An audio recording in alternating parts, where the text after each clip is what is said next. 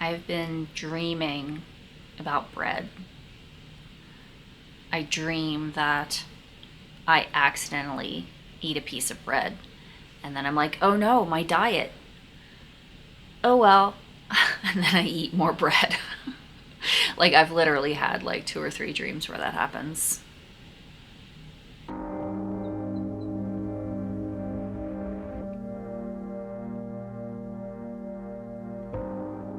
So mostly vegetarian keto wasn't so bad.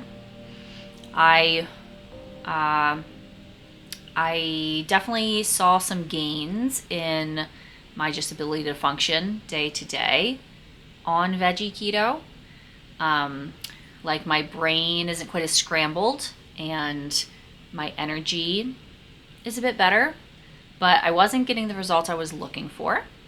Talked about this in my previous video. And that's potentially because I just wasn't reaching therapeutic levels of ketosis. I was not able to figure out how to get my ketones higher on the vegetarian keto. And so I decided to try out carnivore. Again, I did this once before for 2 weeks in the past. It was awful. I hated it, but I wanted to see what it would do to my ketones because I did like feel some differences physically when I was on carnivore for those 2 weeks.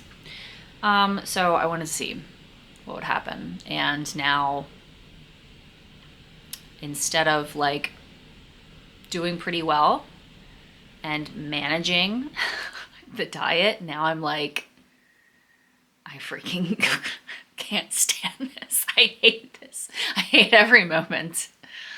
Yeah, so I'd really like to know what I would feel like in like deeper levels of ketosis. And so I figured I would try carnivore. And I did see a bump in my ketones. Let me see here.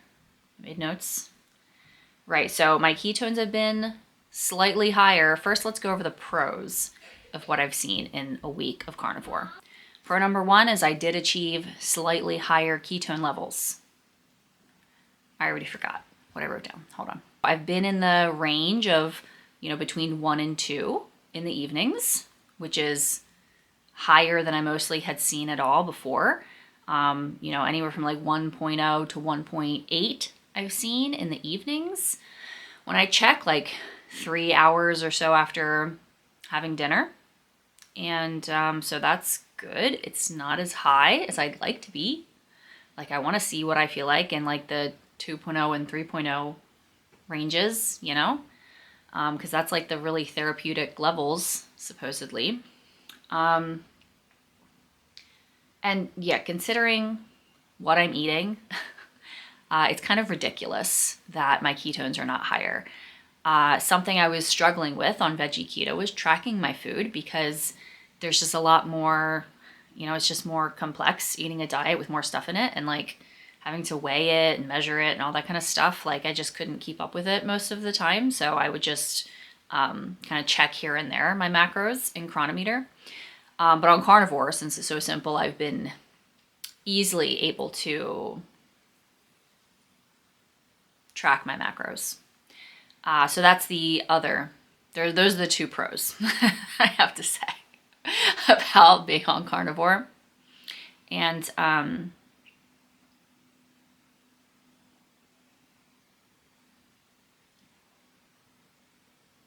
yeah, right. So I've been able to track my macros pretty much all the time. And like I'm eating, like my macros are like on point. It's like, hold on a second. Only one day did I exceed 20 grams of net carbs, and it was like 20.5 grams of net carbs, and I ate like 300 more calories that day than I usually do.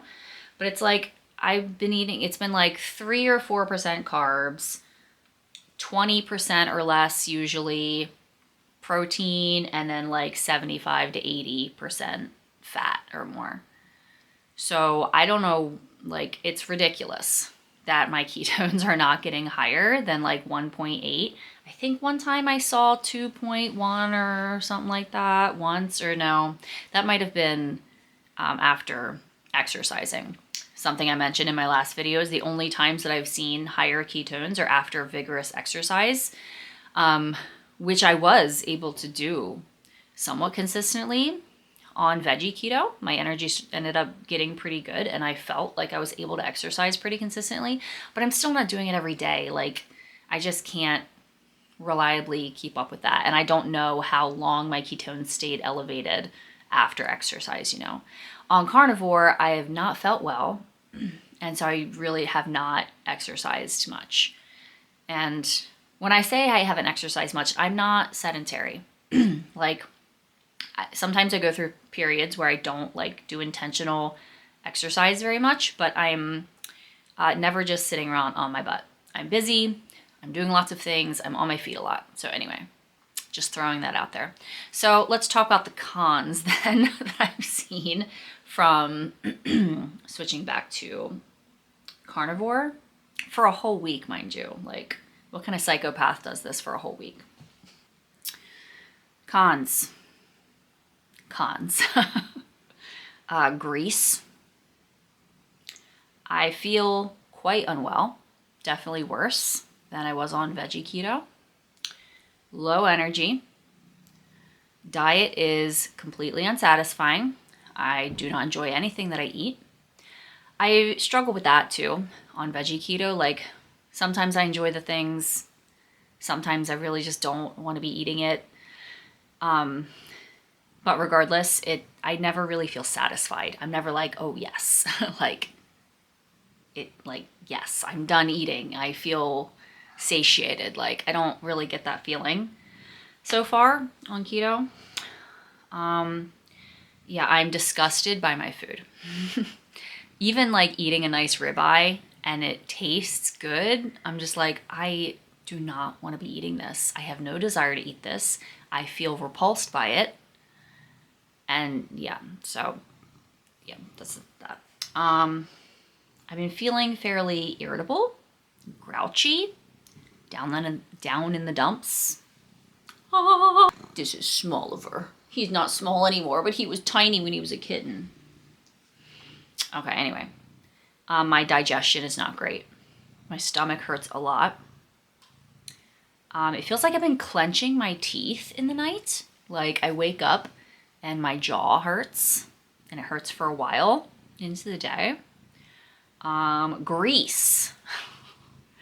Like, I clean my stove, and granted, I've got one of those old stoves that's got like the coils and like you have to like take them out and like clean everything. I don't have like a nice glass top stove or something. It's probably a lot easier when you do that, when you have that. But like, I clean the stove, and then I cook a steak, and then I have to clean the stove again because the grease is just like psh, like everywhere. It's yeah. It's I don't know, man. Like, I get that there are people who don't feel disgusted by like meat and eggs and they can just eat it. I don't know. I feel disgusted by it. I have, like, I said this after I was carnivore for 2 weeks before. I was like, I don't think I ever need to eat meat again for the rest of my life. And I really didn't eat meat much for like a while after that. I was just like, I have no desire to eat this. Yeah, so I don't know. I think y'all nuts. You're nuts. Dr. Georgia Ede says that in order to assess whether or not somebody is going to like, or whether or not keto is going to work to help like someone's mental health, she wants to see them consistently at least 1.0 ketones when you measure in the morning, because that's when ketones tend to be their lowest, for at least 3 months. I have not even been able to get to 1.0 ketones in the morning. They did increase on carnivore. On veggie keto, my morning ketones were always like 0.5, 0.6, sometimes even 0.4, which is like not really in ketosis. And drum roll, please. On carnivore, my morning ketones have been 0.8. Yay! So an increase, but I haven't even gotten. I can't figure out how to get to at least 1.0 ketones in the morning. Like, I've been at this for like what month is it? Like at least 4 months. I've been at this for like at least 4 months, and I'm about ready to give up. But I have one more thing I'm going to try before I scrap this, and that is non-dairy keto, because apparently, like, some people do very, very well on dairy. Like Experimental Fat Loss, if you're not familiar with him, I will link his Substack. Most of his diet is heavy cream, and he does fantastic on it. And he's very interesting to follow, so you should check him out. But some people apparently don't do so well on dairy. It can be like too pro-inflammatory or whatever, and it can like hinder their progress on keto. I've been having a lot of heavy cream, and then also cheese. Like heavy cream, especially on carnivore, has been like nearly half of my calories each day. And it's really helpful for me because I just can't force myself to eat more meat and eggs.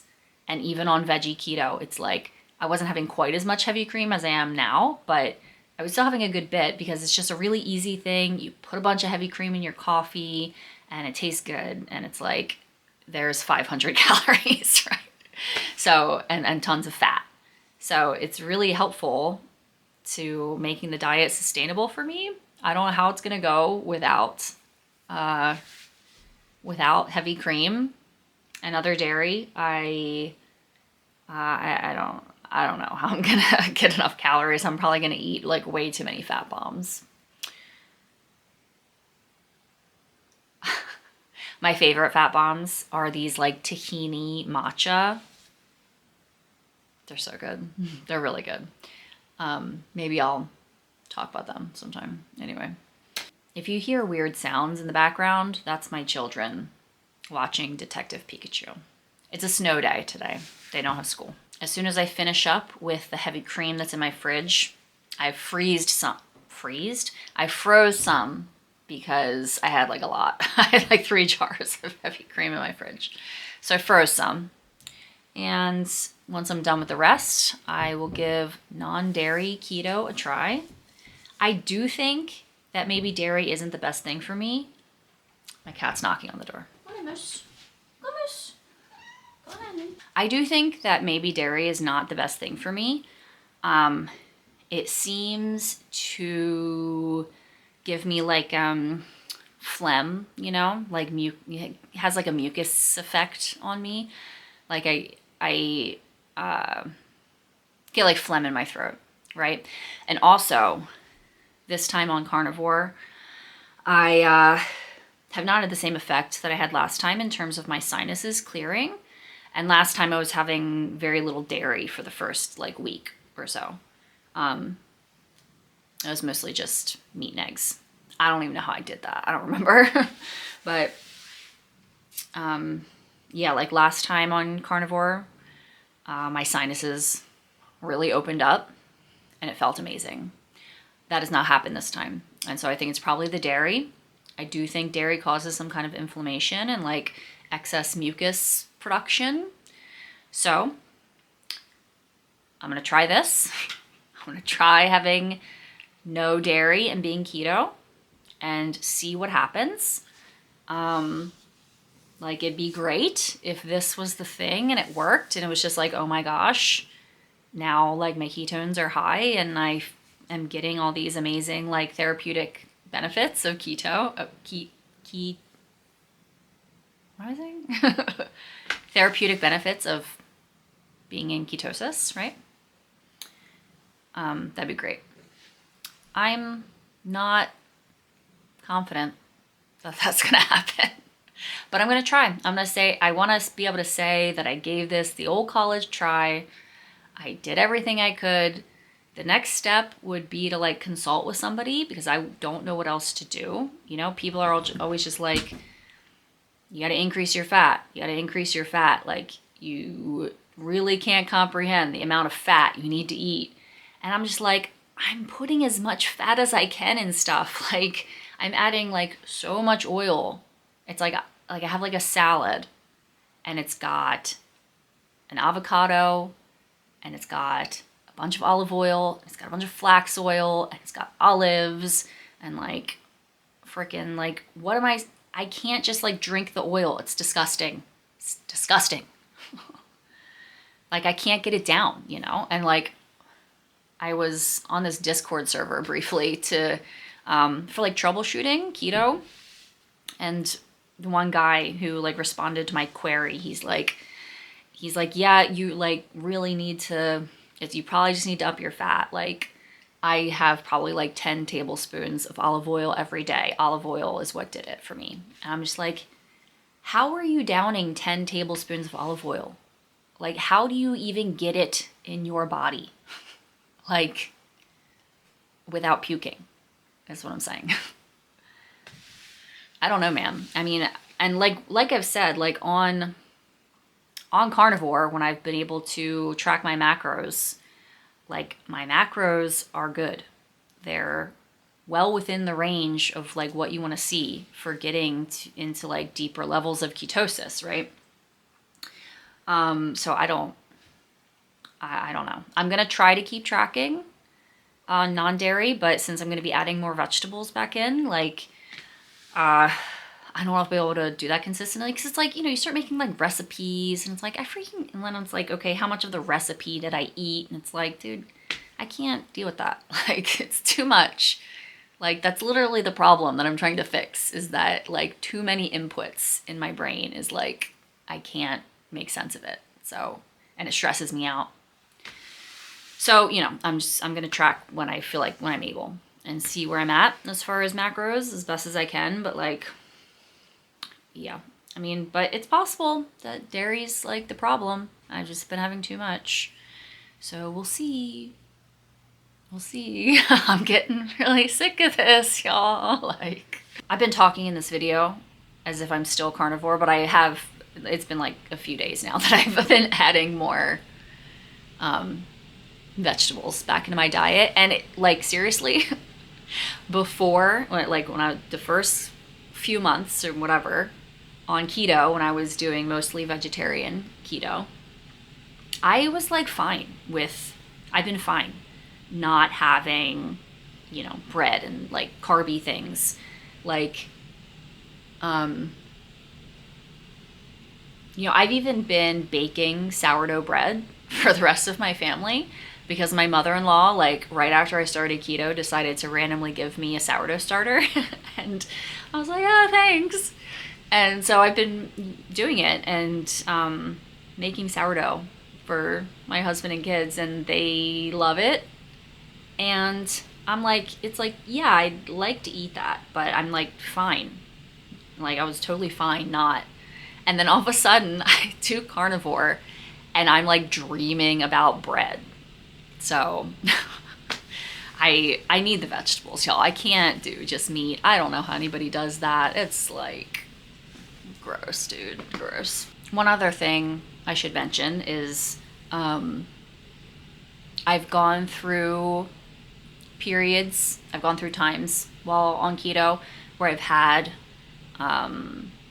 non-caloric sweeteners, artificial sweeteners, and I was like, well, maybe that's the problem. And so I stopped having them entirely for like at least a month, and it made no difference. So I don't think that's the problem with my ketones, but I wanted to throw that out there since that's something that I know can also hinder ketosis for some people, is like artificial sweeteners. Some people like, again, like experimental fat loss, he drinks like Monsters and diet soda every day, and he still gets in like crazy ketosis. But apparently some people can't have them. It stalls their ketosis. So I tried that, saw absolutely no difference. Although non-caloric sweeteners also seem to have like a mucusy effect on me. I get like have to clear my throat a whole bunch and stuff after having some. So I probably shouldn't be having them, but like, dude, come on, come on. I don't have that much. It's usually like I'll put a little bit in my fat bombs. Like they're barely sweet at all, so it's not a lot.